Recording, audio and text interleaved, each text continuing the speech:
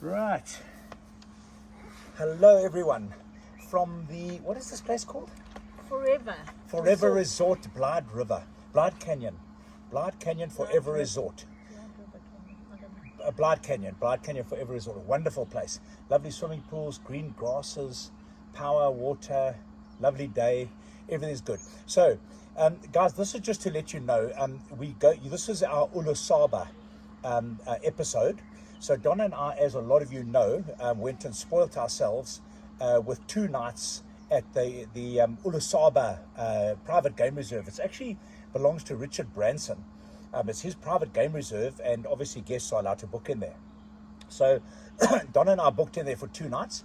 We left the park and we went in there as part of the Sabi Sands Reserve, which, as a lot of you will know, forms part of the Greater Kruger. So there are no fences between that. It used to be separate, and a number of years ago they dropped the fences between the Sabi Sands and the Kruger Park. It's now called the Greater Kruger Park, Greater Kruger area. So all the animals can migrate freely through there. It's a wonderful, wonderful place. And what we've done on this episode, we've done something very, very different. We had so much footage, and there's just so much. Mainly footage of animals, really, yeah, as opposed to us and camping, because yeah, so that's why it's a bit different, because obviously we weren't camping. So we're not going to show you in our bedroom and in the bedroom. in the bedroom, I hope not. Well, some of you might like it, some of you might not. So most of it, as Donna says, is animals. I think we've captured some great footage. Hope you enjoy it. I've just literally put it onto music, and hope you enjoy it. I suppose also, I just want to say, because we just loved the encounters we had with the game, and the game drives were just on another level. Next level, yeah. Because obviously there with your game drives, because they can go off-road, and like when you see an animal going into the bush, obviously the game ranger follows them, and obviously they've got very strict protocols. I was quite impressed with the respect and the strict rules that all the game rangers kept to. There was never too many vehicles, there were never too many people, absolutely no noise around the animals, except with the game ranger explaining things, or if you had questions, as long as you spoke in a calm tone, no one getting up and moving around. I mean, I don't know, I just couldn't get over some of the things we saw, and just never been that close to a leopard, a rhino, a lion kill even. I mean, you see, the thing is there, unlike Kruger, where if you're driving along the road and you view a kill, or you view a leopard or a lion or something, you can't go off road. Whereas in the private reserve, they are allowed to drive off road and take you through right up to that animal. It doesn't stress the animal out at all. Those animals are pretty much used to the vehicles, so they don't show any aggression. They realize that we know threat to them, and they're quite okay with it. But as Donna says, the protocol that the rangers and the whole Sabi Sands is run magnificently. It really, really is run magnificently. Anyway, we don't want to babble too much, so we're going to let you watch the footage, and I really, really hope you enjoy it. I think that's about it, Ava. Yeah, just to say that obviously,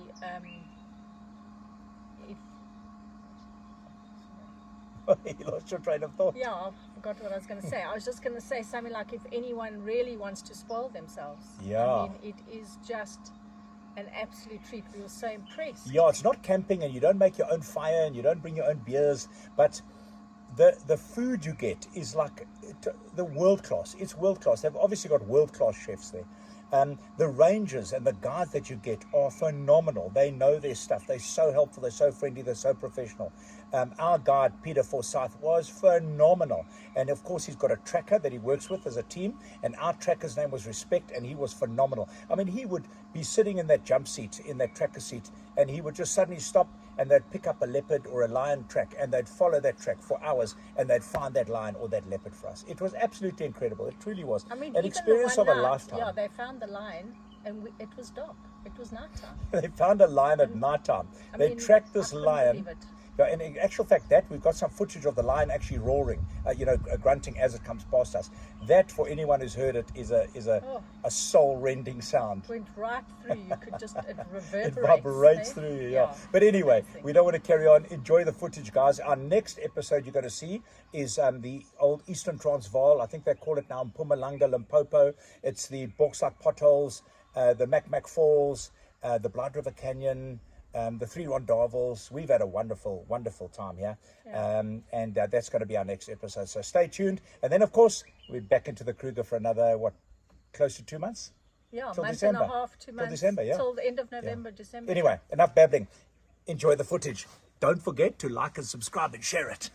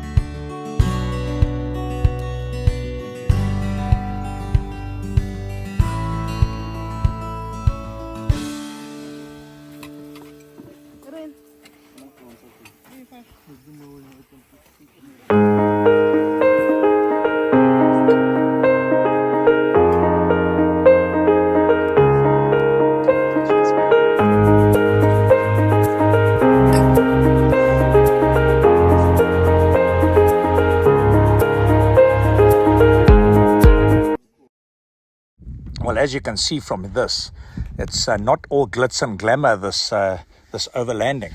And we found that we had a bit of a problem with our tyre and our rim when we reached Ulusaba. So I had to do some changing of tyres and wheels. And I used this new jack that I've got. It's a 15-ton electric jack that you plug into your cigarette lighter. And I was so happy to find out that it worked perfectly. So definitely a win on that one. Okay, guys, I've got a question for you all from a woman's point of view. How many game ranges does it take to change a tyre on the Buffalo?